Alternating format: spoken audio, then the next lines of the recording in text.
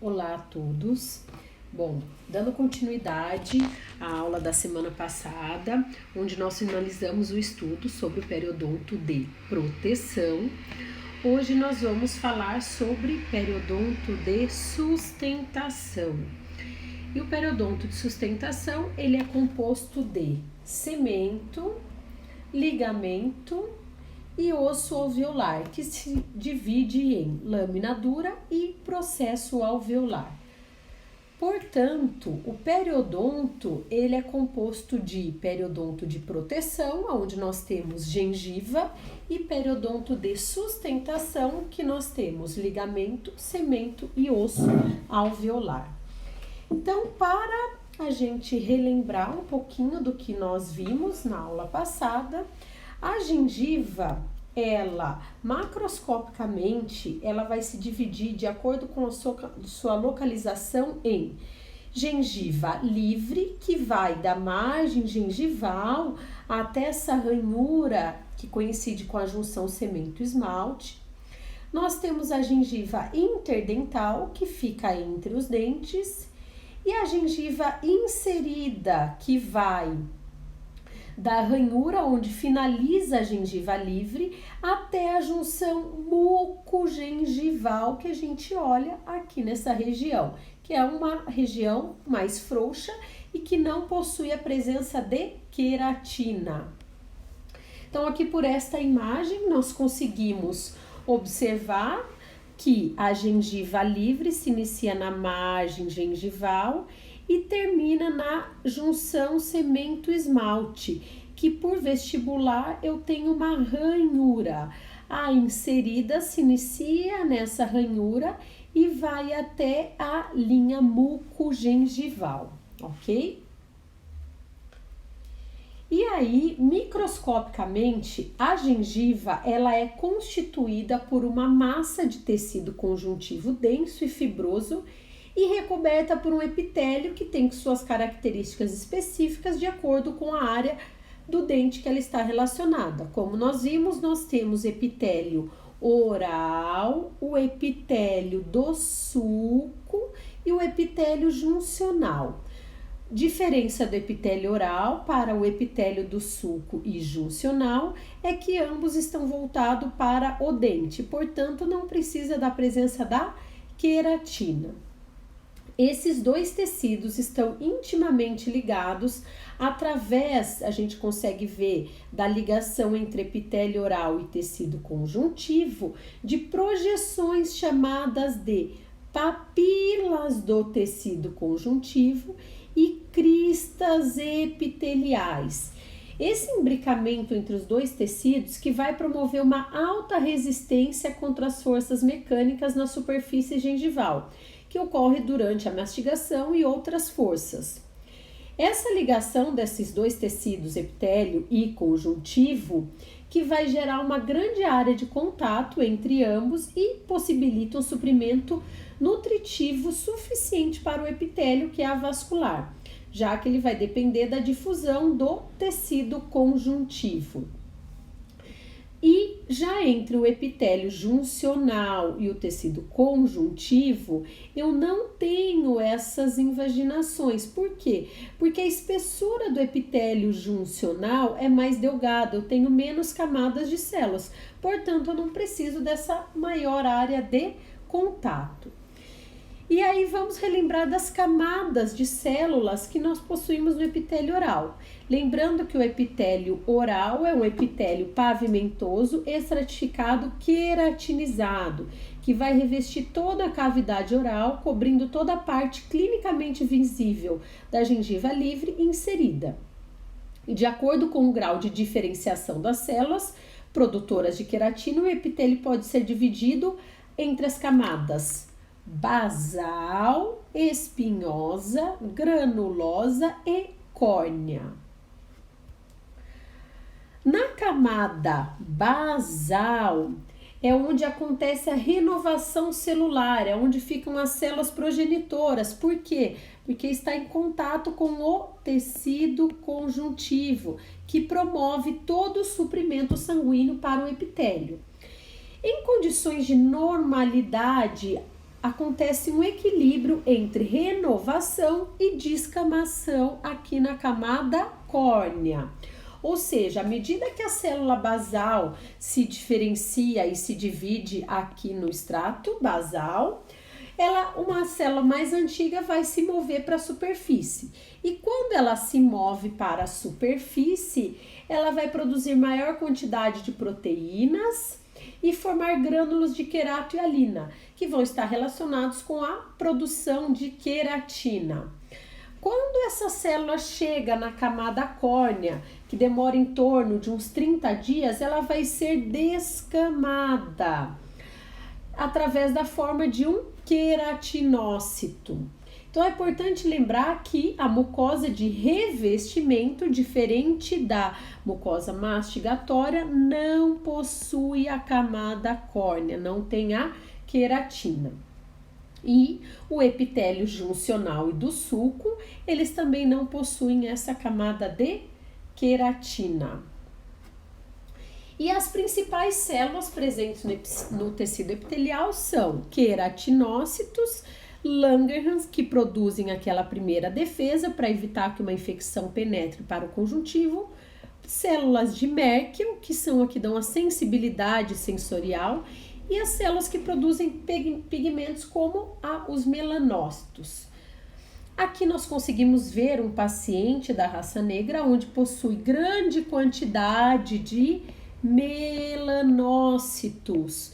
Isso aqui não é patológico, isso aqui é uma característica de pessoas da raça negra, ok? Logo abaixo nós temos do epitélio o tecido conjuntivo, que é o que está em maior concentração na minha gengiva, como nós conseguimos observar por esta imagem. E o conjuntivo é composto principalmente de fibras colágenas. Quais são elas? De acordo com a sua localização, ela irá se dividir em fibras circulares que circundam todo o dente, as fibras dentogengivais, que saem, todas as fibras gengivais estão inseridas no cemento, numa porção entre a crista óssea e a junção esmalte-cemento. As circulares circundam os dentes, as dentogengivais saem dessa região e vão em direção coronária à gengiva livre. As dentoperiosteais saem dessa mesma região e vão em direção apical à inserida, e as transeptais que estão entre os alvéolos dos dentes. Perfeito? Então agora vamos iniciar falando de osso alveolar. Então agora vamos falar sobre o periodonto de sustentação. Para falar sobre o periodonto de sustentação, nós iremos iniciar pelo osso alveolar. Osso alveolar, também chamado de processo alveolar, faz parte da maxila e mandíbula, se desenvolve em associação com o desenvolvimento e erupção dos dentes e vai formar e dar suporte aos alvéolos dentários. É um tecido vascularizado, inervado e que sofre remodelação. Por esta foto, nós conseguimos observar que eu só tenho processo alveolar quando eu tenho dente, como aqui, que foi tirado os dentes. Na ausência de dente, eu tenho tecido ósseo, porém eu não tenho processo alveolar.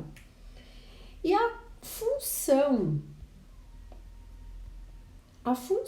do processo alveolar é distribuir e absorver as forças geradas pela mastigação e outros contatos dentários. Então, como eu falei nessa imagem, a gente consegue ver um paciente com presença de processo alveolar e um paciente com ausência de processo alveolar. O processo alveolar ele é composto de osso compacto ou cortical, que possui menos espaço entre as trabéculas ósseas, porém uma maior resistência. E o osso medular ou esponjoso, onde eu tenho um maior espaço entre as trabéculas ósseas, maior vascularização, mas menor resistência. O tecido ósseo, como a gente consegue observar por essa imagem, Ele é mais espesso por palatina, a cortical óssea ela é mais espessa na palatina e na lingual do que na vestibular. E aqui a gente consegue observar que as paredes dos alvéolos são formadas por osso compacto, que vai ser contínuo com o osso compacto da palatina ou lingual e da vestibular. E entre os alvéolos, que por essa imagem da maxila eu consigo ver melhor, é todo preenchido por osso esponjoso. O osso esponjoso, ele contém trabéculas ósseas e a sua arquitetura e o seu tamanho vão ser determinados pelas forças que os dentes estão expostos durante a função mastigatória. O osso esponjoso é o que ocupa o maior espaço entre os septos dentais e a manutenção do processo alveolar depende da presença do dente dentro do alvéolo e da estimulação que eles vão provocar nas paredes ósseas através das fibras do ligamento periodontal. Na ausência de dente, nós também não teremos processo alveolar. Aqui por esta imagem, onde nós conseguimos ver que quanto maior a concentração de osso esponjoso, maior é a porosidade do meu processo alveolar e menor é a resistência, mas eu tenho uma maior distribuição das forças mastigatórias. Aqui nós conseguimos ver que a parede óssea vestibular e lingual dos dentes, elas vão alterar de espessura de acordo com a região. Por exemplo, de pré-molares para molares, eu consigo observar um aumento da espessura da cortical óssea. E como dito, aqui por essa imagem a gente consegue observar um pouco melhor a parede óssea que vai recobrir todo o alvéolo do dente, ou seja, o alvéolo ele é todo recoberto por um osso compacto, revestindo todo esse alvéolo e também é chamado de osso alveolar propriamente dito. Esse osso compacto que vai recobrir toda a parede do alvéolo e vai ser contínuo com a cortical óssea, lingual palatina e vestibular. Quando a gente olhar uma radiografia, esse osso compacto é o que aparece como a lâmina dura. E esse processo alveolar, portanto, o processo alveolar é composto então por essa cortical, chamada de osso alveolar propriamente dito, e o osso esponjoso que fica entre os dentes. Aqui por essa imagem nós conseguimos observar melhor o osso alveolar propriamente dito, que é todo esse tecido ósseo cortical que está recobrindo a parede dos alvéolos e vai ser contínuo com a cortical óssea vestibular e com a cortical óssea lingual ou palatina. Esse osso compacto é nele que as fibras do ligamento periodontal vão se inserir e é nele que vão passar os canais de Volkmann, por onde passam os vasos sanguíneos, linfáticos e fibras nervosas do osso para o ligamento. Portanto, esta camada óssea na qual as fibras do ligamento estão se inseridas é chamada também de osso falciculado ou osso alveolar propriamente dito.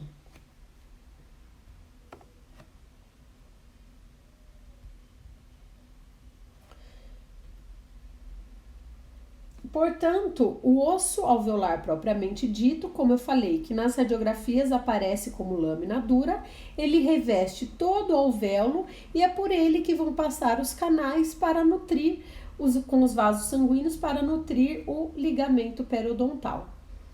Aqui por esta imagem nós conseguimos ver que essa linha radiopaca que circunda todo o dente, também chamada de lâmina dura, é o osso alveolar propriamente dito, que é essa cortical óssea que reveste toda a superfície do dente.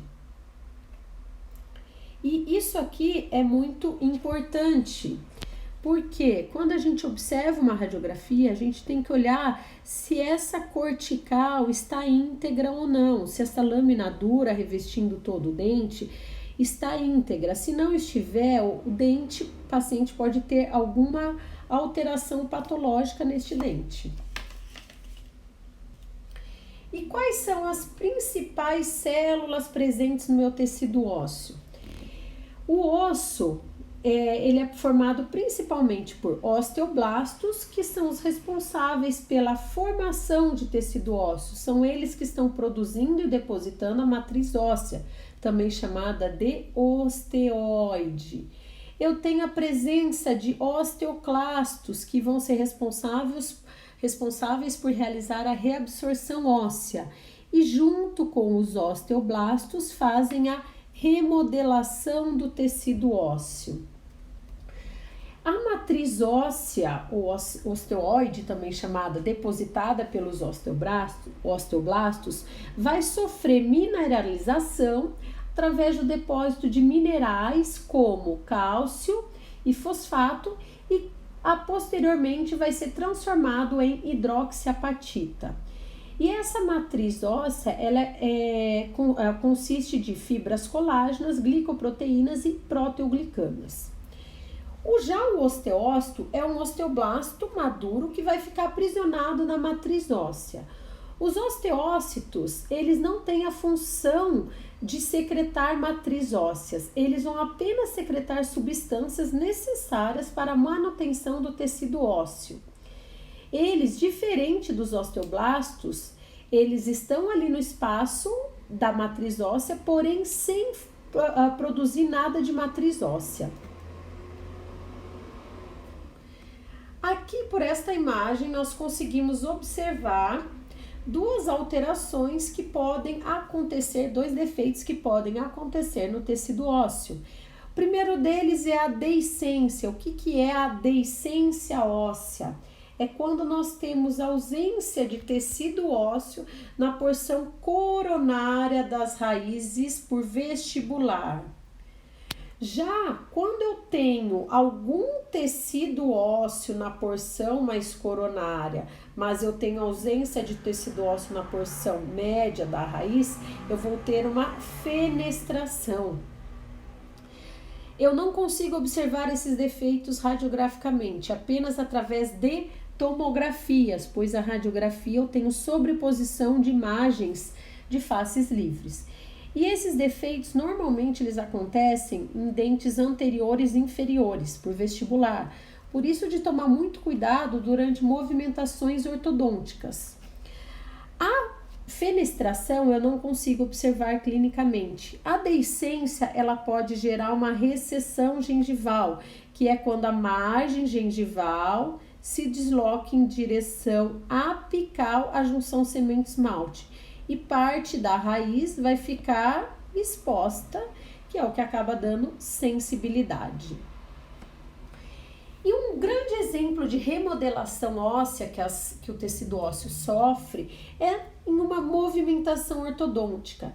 Toda vez que eu tenho pressão, eu vou ter ação dos osteoclastos, levando à reabsorção. E onde eu tenho tração, eu vou ter a ação dos osteoblastos, levando à neoformação óssea. Por isso é muito importante todo paciente que está em tratamento ortodôntico estar com boa saúde periodontal. Porque se o meu tecido está com alguma infecção nesta região, eu tenho a reabsorção, porém eu não tenho a neoformação óssea, que é o que pode gerar defeitos ósseos e até levar à perda do dente. E aqui a gente consegue ver como que acontece a nutrição do meu tecido ósseo. Nós temos a presença de canais de Havers, que são eles que abrigam todos os vasos sanguíneos e vão nutrir os osteócitos. E eu tenho canais de Volkmann que ligam os canais de Havers. E são nesses canais de Volkmann que os vasos vão passar para nutrir o ligamento periodontal.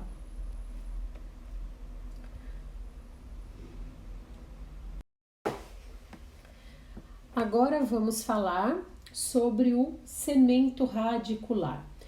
O cemento radicular, assim como o tecido ósseo, é um tecido mineralizado, especializado, que vai revestir toda a superfície radicular e, em alguns casos, uma pequena parte da coroa do dente, em casos raros. Ele possui fibras colágenas, que vão ser parte da porção orgânica do cemento, que vão estar numa matriz mineralizada. Essa matriz mineralizada possui em torno de 65% de hidroxiapatita, um pouco mais do que o tecido ósseo, que possui em torno de 60%. O grande diferencial entre tecido ósseo, que é mineralizado assim como o cemento, é que o cemento radicular ele não tem vasos sanguíneos, nem vasos linfáticos, nem possui inervação.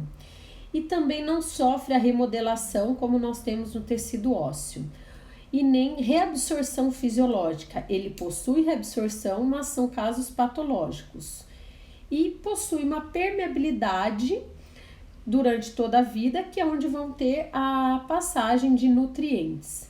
E outra grande diferença do tecido ósseo é que ele possui uma formação contínua ao longo da vida, através da aposição de células na porção apical. Para quê? Para manter a largura do ligamento periodontal, que vai se perdendo com o tempo de acordo com as funções mastigatórias.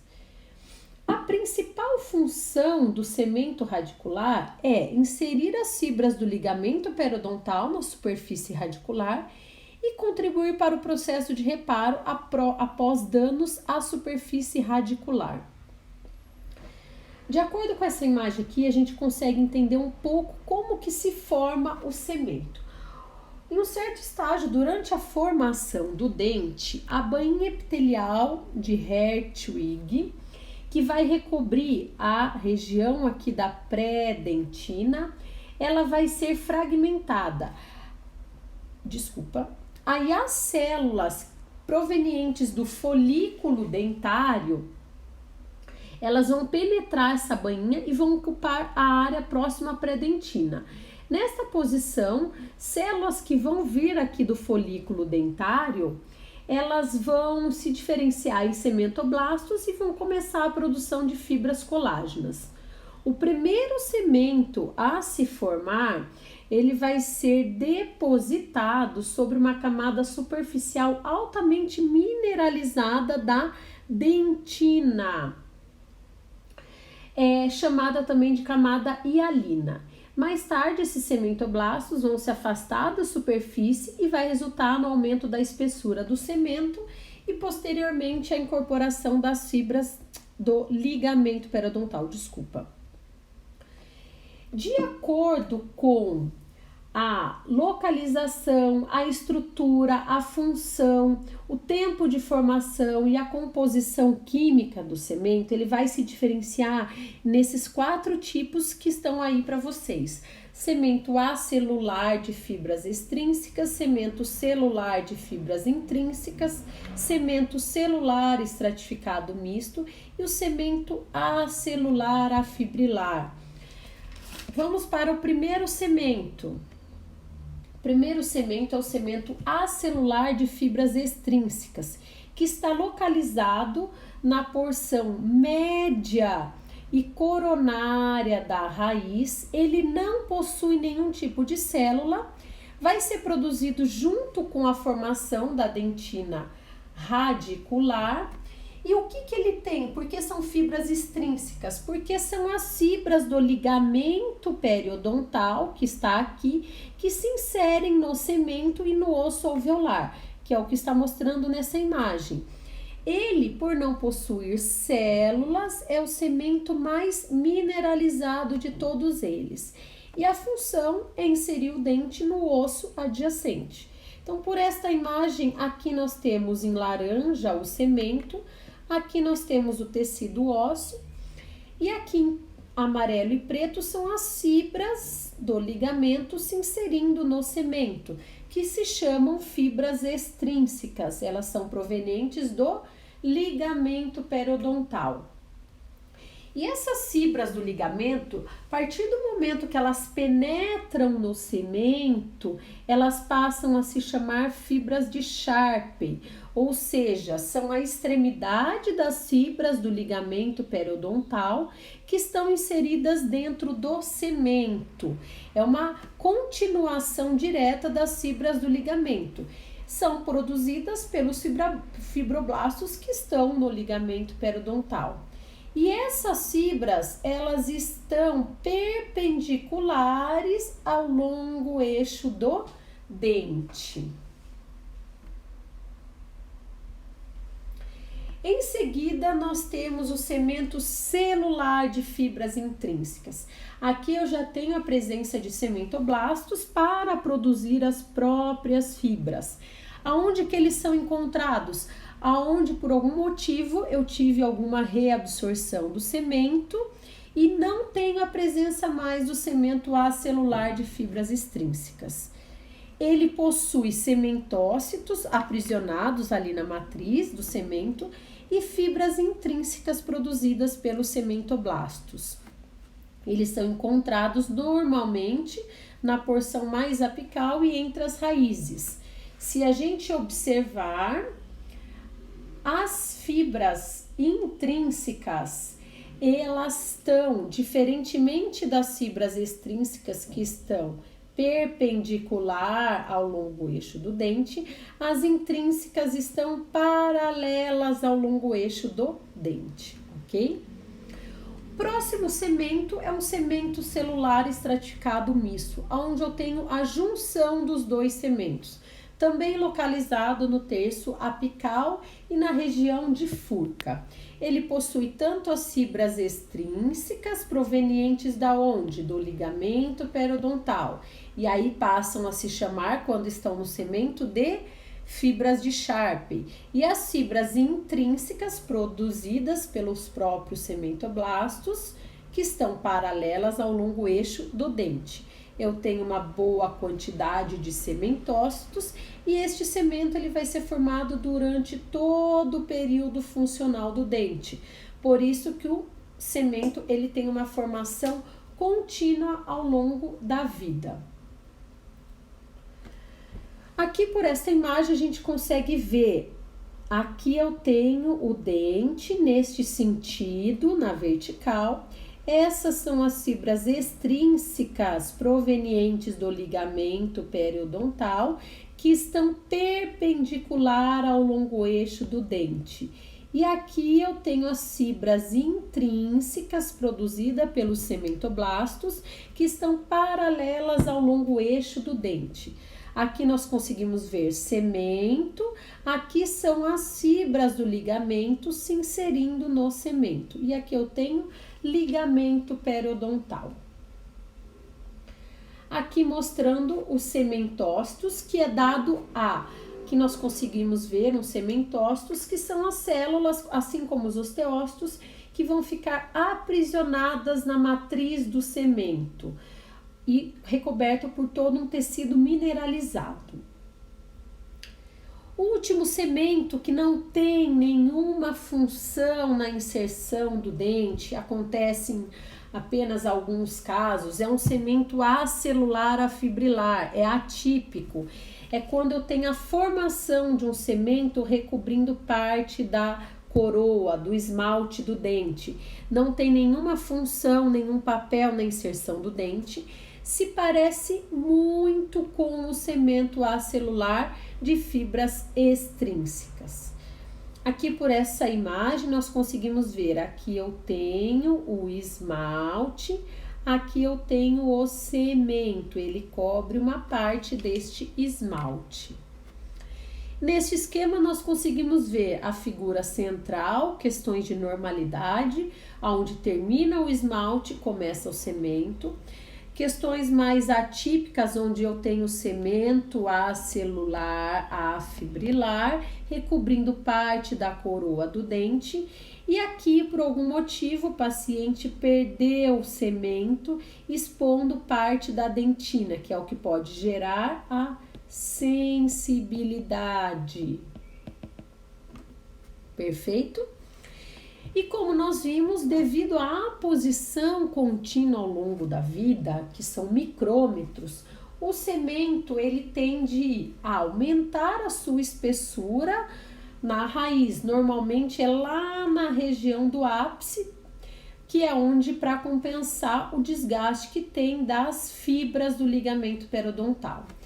E a sua permeabilidade ela tende a diminuir com a idade, tornando o tecido mais mineralizado e com menos permeabilidade. Perfeito? Vamos falar sobre o ligamento periodontal. O ligamento periodontal ele é um tecido conjuntivo frouxo que preenche, porque ele é frouxo, porque ele preenche espaço que não foi ocupado por nenhum outro tecido. E ele é composto de células, fibras e matriz. Dentre essas fibras, as principais são as fibras colágenas. Ele é ricamente vascularizado e celular. E ele circunda todas as raízes dos dentes, unindo o cemento à lâmina dura ou o osso alveolar propriamente dito. Portanto, como ele é um tecido conjuntivo, o ligamento periodontal ele se inicia na crista óssea e ele, em direção coronária, ele é contínuo com o tecido conjuntivo da gengiva, ou seja, as fibras do ligamento periodontal são contínuas com as fibras gengivais. Por isso que uma das principais funções das fibras gengivais é a proteção do ligamento periodontal. E ele possui em torno de 0,25 milímetros e ele é mais estreito na porção média da raiz. Por essa imagem a gente consegue ver aonde começa o ligamento periodontal. O ligamento ele vai unir cemento à crista óssea. Em direção coronária, ele vai ser contínuo com as fibras gengivais. As três principais funções do ligamento periodontal são elas: ancorar o dente no alvéolo. Depois, após as forças que forem produzidas durante a mastigação, elas vão ser absorvidas e distribuídas pelo processo alveolar. E por último, e uma das principais funções do ligamento é a função proprioceptora, aonde a função sensorial de qualquer coisa além do normal que entrar em contato ali entre os dentes vai fazer automaticamente com que a gente abra a boca. Isso é um grande diferencial que um implante não possui. Então, pessoas que têm implante superior e inferior não possuem essa função proprioceptora. Então, se ela mastigar ali um caroço de azeitona, ela não vai sentir que é algo anormal. Diferente quando nós temos dente, que o ligamento dá esse reflexo devido a essa função proprioceptora. O ligamento periodontal ele é composto de fibras colágenas, células e uma substância fundamental, composta de proteína e água, que vai preencher todo esse espaço entre as fibras e as células, e possui vasos sanguíneos, linfáticos e nervos. Bom, as fibras colágenas, que são a principal composição do ligamento, elas têm a função de unir o dente ao osso, e de acordo com a sua localização e a sua formação, elas vão se dividir em vários nomes de acordo com a localização que elas estão. Dentre as células presentes no ligamento periodontal, nós temos os fibroblastos, que são responsáveis por produzir as fibras colágenas. Nós temos osteoblastos e osteoclastos, porque o ligamento periodontal une dente ao cemento. Dente à crista óssea. Na parte da crista óssea, nós temos osteoblastos e osteoclastos. E aonde o ligamento se insere no cemento, nós temos cementoblastos. O mais atípico são as células epiteliais ou restos epiteliais de Malassez. O ligamento periodontal é um tecido conjuntivo, então não seria normal eu ter células epiteliais presentes no conjuntivo.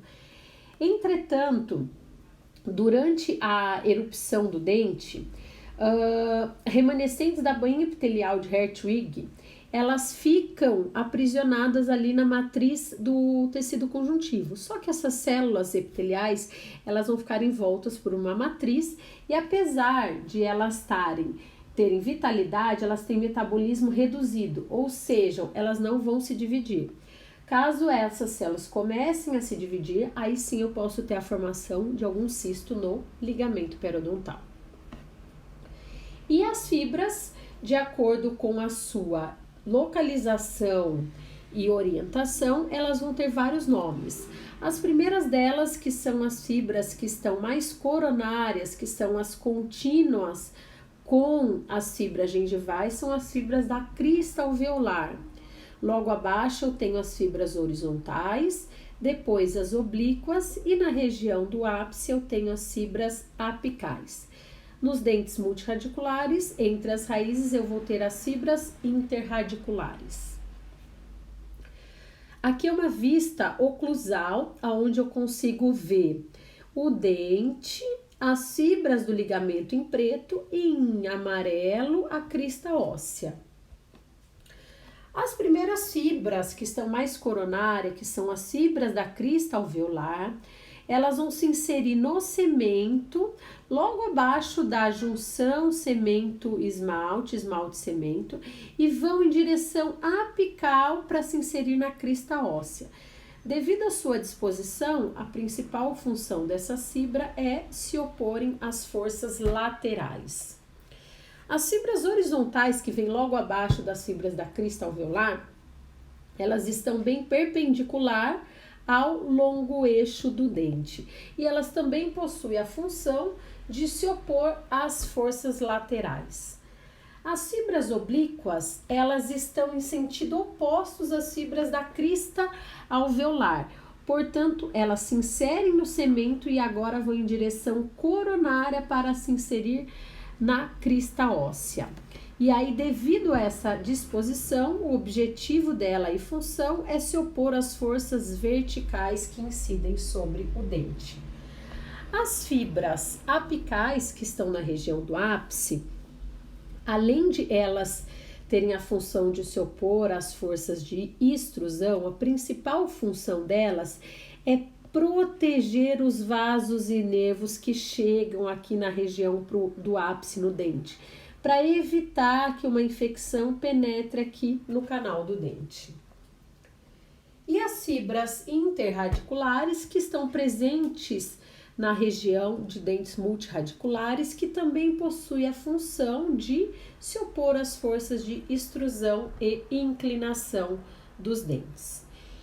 E aqui, como nós falamos lá na parte da gengiva, toda a vascularização do cemento, eles vão chegar através de vasos supraperiostais, que se dividem através do plexo dento-gengival e plexo subepitelial.